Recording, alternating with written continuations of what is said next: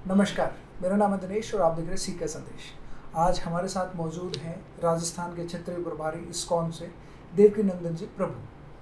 प्रभु जी, मैं आपसे जानना चाहता हूं कि जैसे हम सीकर में भी देखते हैं बहुत सारे आयोजन इस्कॉन के द्वारा करवाए जाते हैं और बहुत सुंदर और अच्छे तरीके से जो प्रस्तुतियां होती हैं, जो जिस तरीके से वहाँ पे माहौल होता है बहुत ही अच्छा होता है। पिछले दिनों हमने जन्माष्टमी का कार्यक्रम देखा था।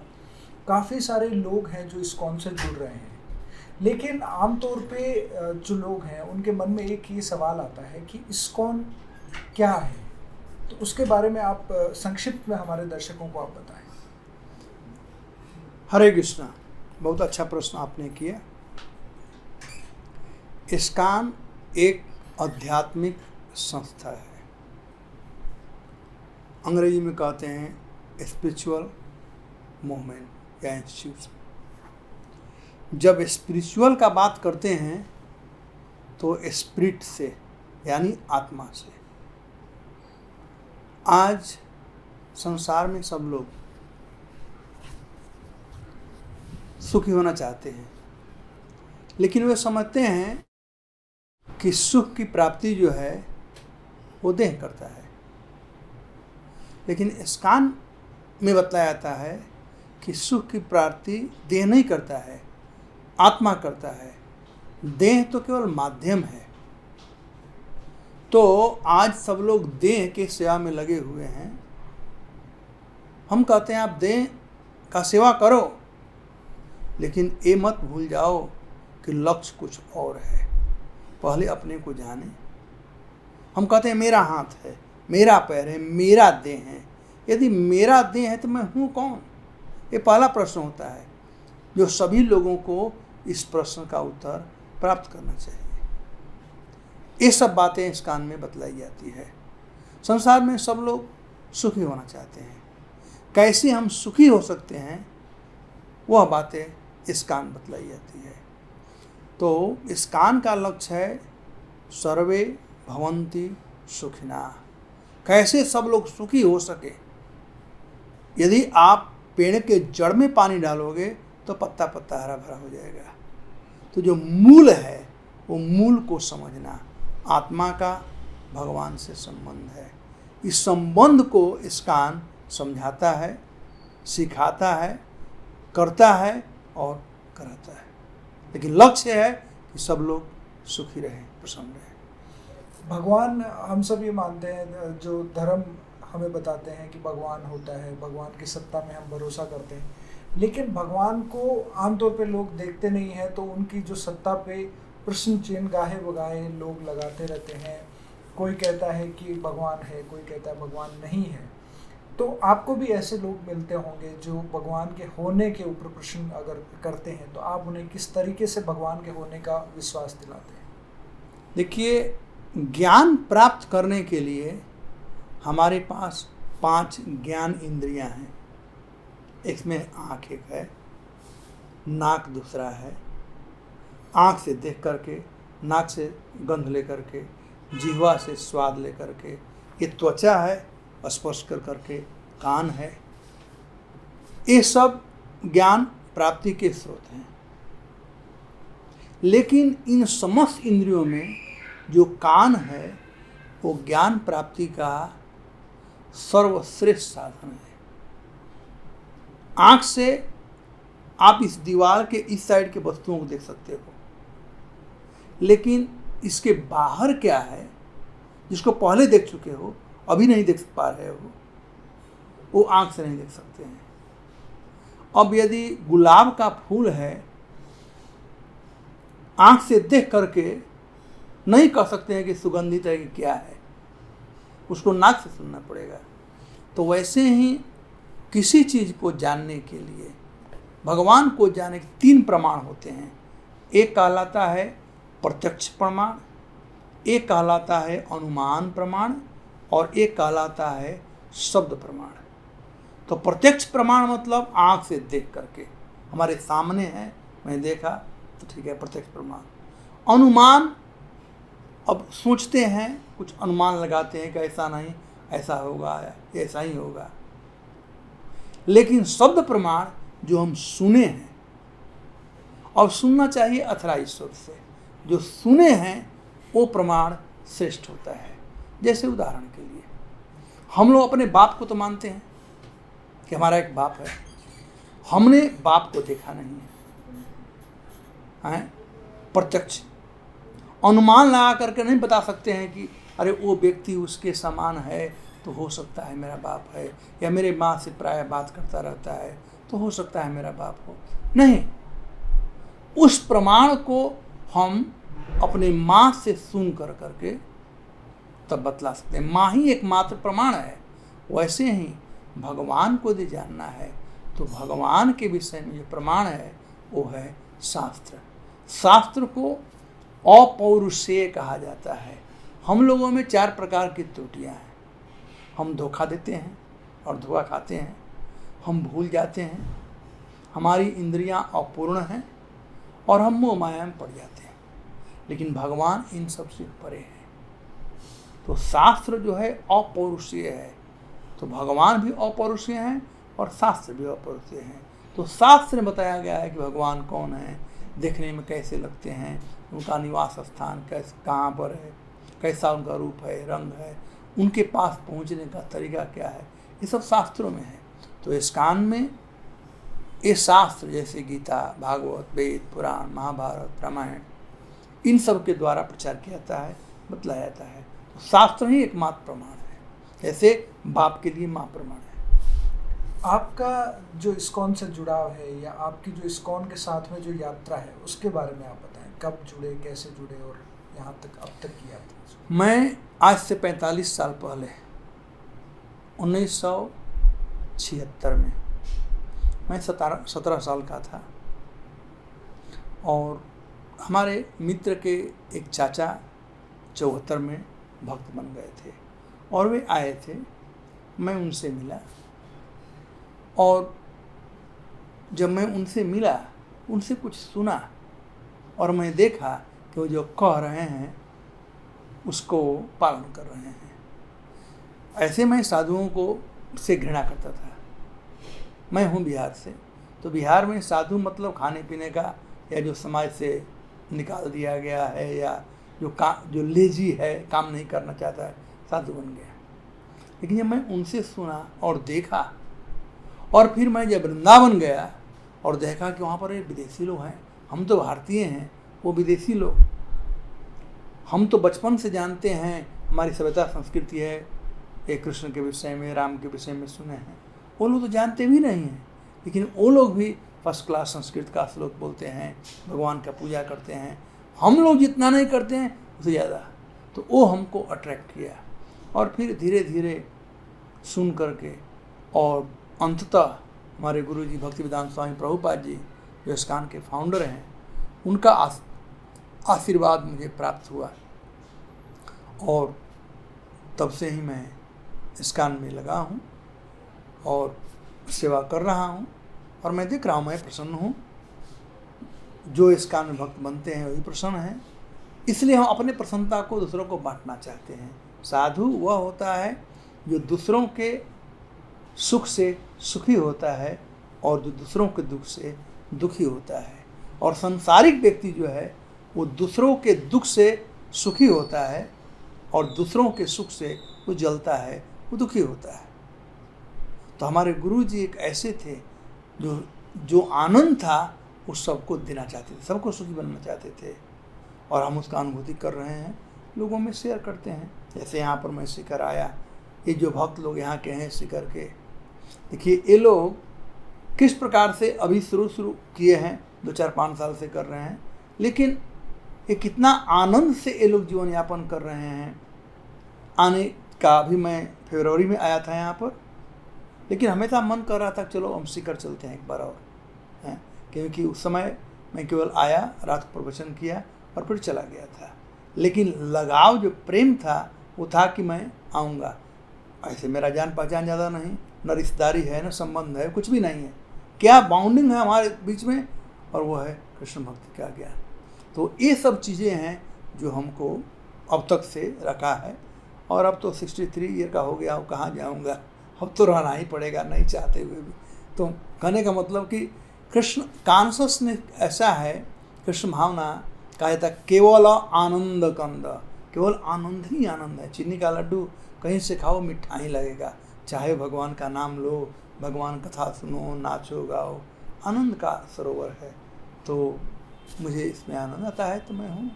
45 साल हो गया और जो होगा देखा जाएगा। बिल्कुल, जैसे हम अलग अलग धर्मों के बारे में सुनते हैं, बहुत सारे धर्म हैं, उन सभी धर्मों के धर्म गुरु होते हैं, ग्रंथ होते हैं, और सभी धर्मों की कुछ मूल भावनाएं होती हैं। तो इस्कॉन जो है, मतलब जब हिंदू धर्म है, हिंदू धर्म में बहुत सारी बातें बताई गई है, अच्छी बातें जिनको सभी लोग अपने जीवन में आत्मसात करते हैं, तो इस्कॉन की अलग से ज़रूरत क्यों पड़ी? देखिए, धर्म एक है, धर्म एक है, धर्म अनेक नहीं है, धर्म एक है, और वह धर्म है भगवान से प्यार करना। और प्यार करने के तरीके अलग अलग हैं, दूसरा बात है। लेकिन जो व्यक्ति अपने लक्ष्य को पहचानता है कि मुझे प्यार करना है भगवान से, तो अन्य कार्य में नहीं फंसेगा, केवल वो प्यार करने में ही लगा रहेगा, जैसे भी हो सके। जैसे कहा जाता है कि अलग अलग रास्ते हैं लेकिन मंजिल एक ही है। एक सेकंड में मान भी लूं, लेकिन मंजिल को जानना चाहिए। रास्ते हैं, यह सीढ़ी है, सीढ़ी से हमारे गुरु जी कहते हैं सीढ़ी से चढ़ते हैं। यदि 100 स्टेप है तो आप 30 जाओ, 40 जाओ, 50 जाओ, फिर 50 अभी है, लेकिन वहीं पर कहीं बैठ जाओ या उसी फ्लोर पर कुछ काम हो रहा है और देखना शुरू करो तो मंजिल भूल सकते हो। तो मंजिल को नहीं भूलना चाहिए। आज देखा जाता है अलग अलग उस सीढ़ी को लेकर के लड़ाई लोग कर रहे हैं। ये जो कुछ भी है, हिंदू धर्म, मुस्लिम धर्म, क्रिश्चियन धर्म, ये केवल माध्यम है। कोई फिएट गाड़ी में जा रहा है, आजकल तो फिएट नहीं चलती है, जो भी है, कोई मारुति में चल रहा है, कोई मछली में चल रहा है, कोई ट्रक में चल रहा है, कोई बस में चल रहा है, लेकिन मंजिल तक जाना यही लक्ष्य है। तो लोग मंजिल को भूल करके और गाड़ी के ऊपर झगड़ा करते हैं। तो अलग अलग ये धर्म हैं, वो धर्म के ऊपर झगड़ा करना या विवाद करना ये शास्त्र नहीं सिखाता है। इसलिए भगवान गीता में कहते हैं सर्वधर्मान परित्यज्य माम एकम शरणम व्रज अहम त्वाम सर्वपापे भौ मोक्षयिष्यामि मा शुचः। हे कुंती नंदन, समस्त ऐसे धर्मों को त्याग दो और माम एकम शरणम व्रज, एकमात्र मेरे शरण आओ, वही असली धर्म है। तो और सब सहायता करते हैं। दूसरा उदाहरण दे सकता हूँ, कोई प्राइमरी स्कूल में पढ़ता है, कोई हाई स्कूल में पढ़ता है, कोई कॉलेज में पढ़ता है, कोई डिग्री कॉलेज में पढ़ता है। ये सब जो एजुकेशन है, लक्ष्य क्या है? पढ़ाई करना। लेकिन कोई झगड़ा करने लगे हाई स्कूल वाला, मिडिल स्कूल वाले कि हम श्रेष्ठ हैं, हम श्रेष्ठ हैं, तो लक्ष्य को हम भूल रहे हैं। लक्ष्य है पढ़ाई करना, वैसे है लक्ष्य है भगवान से प्रेम करना, क्योंकि हम लोगों का स्वरूप जो है वो प्रेम का स्वरूप, सच्चित आनंद, आनंद का स्वरूप है, और आनंद की प्राप्ति प्रेम से होती है। तो भगवान को हम प्रेम करेंगे तो भगवान हमें प्रेम करेंगे और उससे आनंद की प्राप्ति होती है। ये लक्ष्य है और इस्कॉन इसी लक्ष्य में अग्रसर है। इसीलिए आप देखे होंगे कि हम इस कंट्रोवर्सी में कहीं पढ़ते नहीं हैं। आपने पूछा कि इस्कॉन की ज़रूरत क्या पड़ी, इसलिए कि सब लोग कंट्रोवर्सी में पड़े हुए हैं कि मेरी गाड़ी अच्छी है, मेरी गाड़ी अच्छी है, लेकिन जो लक्ष्य है वहाँ जाना वो दोनों भूल रहे हैं। तो लक्ष्य है कृष्ण प्रेम की प्राप्ति। धर्म की बात हम सभी करते हैं, कहीं ना कहीं धर्म से हर व्यक्ति जुड़ा हुआ भी है किसी न किसी धर्म से, लेकिन मनुष्य की जो ज़रूरतें हैं, जीवन है उसका, जीवन की जो समस्याएं हैं, उनमें आगे बढ़ने की जो बातें, उस सब में उलझ के इंसान इतना व्यस्त हो जाता है कि वो धर्म को, धर्म की बातों को भुला देता है और किसी भी तरीके से साम दाम दंड भेद वो बस अपने काम करने में लगा रहता है। तो आप उन लोगों से क्या कहना चाहेंगे जो अक्सर भगवान की भक्ति करने के लिए समय का नहीं होना वो एक बहाना जो बनाते हैं? ये भटके लोग हैं, उनको मालूम नहीं है कि हमें किसके लिए कर रहे हैं।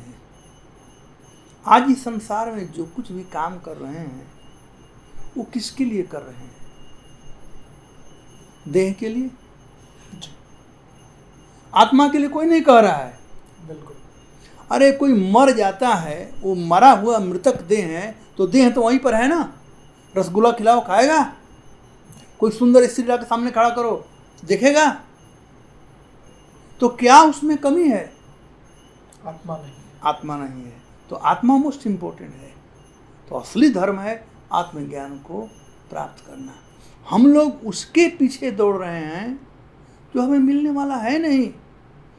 भगवान इस संसार को बनाए हैं और गीता में भगवान कहते हैं इस संसार कैसा है? दुखालयम अशाश्वतम। ये दुख का घर है।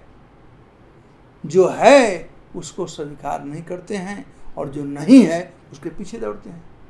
यहाँ पर सुख नहीं है, हम सुख के पीछे दौड़ते हैं। यहाँ पर केवल दुख ही दुख है।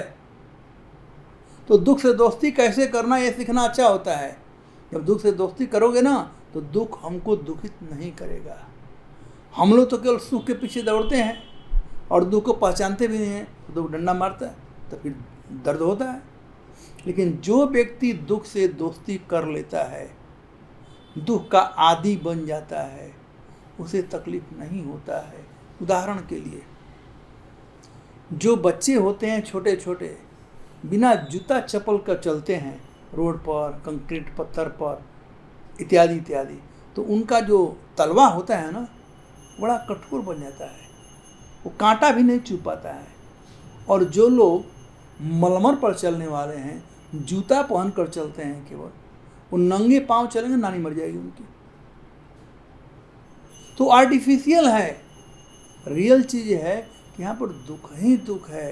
तो तलवे को स्ट्रांग बना लो,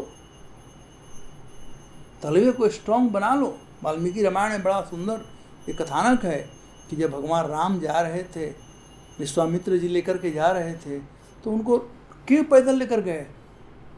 सिखाने के लिए कि एक दिन आएगा तुमको पैदल चलना पड़ेगा, वनों में भटकना पड़ेगा। तो भारतीय सभ्यता संस्कृति है, वो सिखलाती है कि दुख से दोस्ती कैसे करना चाहिए। जो व्यक्ति दुख से दोस्ती करेगा और जब सुख आएगा तो आनंद का अनुभूति करेगा। लेकिन जो आनंद के ही पीछे दौड़ रहा है, सुख के पीछे दौड़ रहा है और दुख उसके पीछे पड़ा हुआ है संसार में, तो कभी सुखी नहीं हो सकता है। आपने पिछले सवाल के जवाब में गीता का उल्लेख किया। गीता को कहा जाता है कि मतलब आपको जीवन कैसे जीना है ये सीखने के लिए गीता का अध्ययन करना चाहिए। तो गीता में ऐसा क्या है, या गीता पढ़ने से क्या ऐसा हो सकता है जिससे एक आम इंसान अपने जीवन को ज़्यादा बेहतर बना सकता है? गीता में 5 विषय वस्तुओं का वर्णन किया गया है। ईश्वर कौन है, जीव क्या है, ये संसार क्या है, कर्म क्या है और समय क्या है। और हम लोगों का जीवन जो है इन 5 से संबंधित है। हम लोग ईश्वर कौन है भूल गए हैं, जीव क्या है इसको भूल गए हैं, ये माया क्या है जरूर थोड़ा जानते हैं, समय क्या है थोड़ा जानते हैं, और कर्म क्या है इसको थोड़ा जानते हैं। भगवत गीता के प्रारंभ में ही जीव क्या है, ये देह क्या है, इसका वर्णन। जब हम अपने को जान जाएंगे तो हम दुखी नहीं हो सकते हैं। नहीं जानते हैं इसलिए bewildered रहते हैं। भगवत गीता के शुरू में ही इस बात को बतलाया गया है। उसके बाद इतने पॉजिटिव बात भगवत गीता में बताई गई है, उदाहरण दे करके, समझा करके, ताकि हम लोग समझ सकते हैं।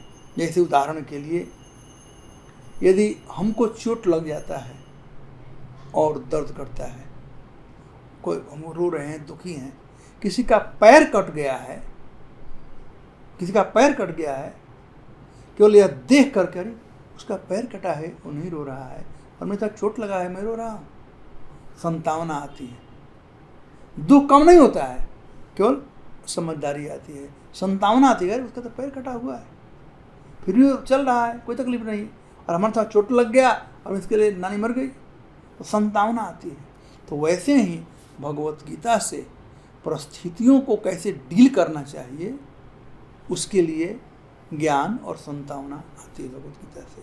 तो यदि हम पढ़ते रहेंगे तो परिस्थितियों से कैसे सामना करना ये सीखते हैं गीता से, और वही तो वे ऑफ लाइफ है। बिल्कुल प्रभु जी, हमसे बात करने के लिए आपका बहुत बहुत धन्यवाद।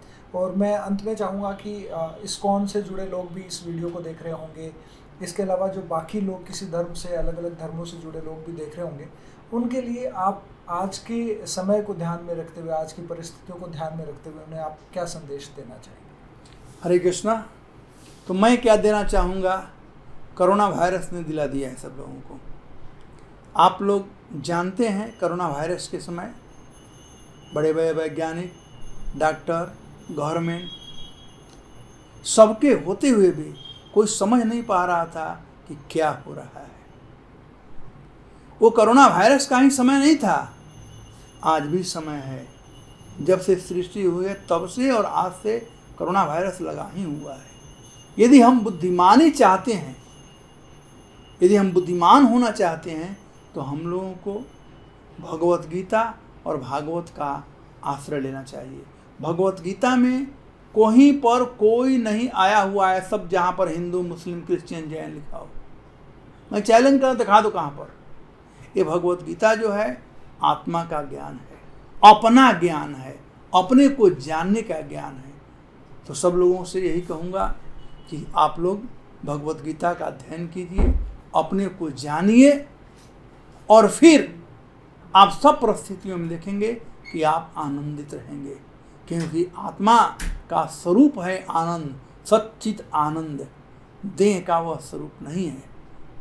और हम लोग केवल देह को जानते हैं और देह की आवश्यकताओं को पूरा करने का प्रयास करते हैं। आत्मा को जानें और आत्मा की आवश्यकताओं को पूरा करने का प्रयास करें, और फिर हम आनंद से जीवन यापन करें। धन्यवाद। हरे कृष्णा। हरे कृष्ण।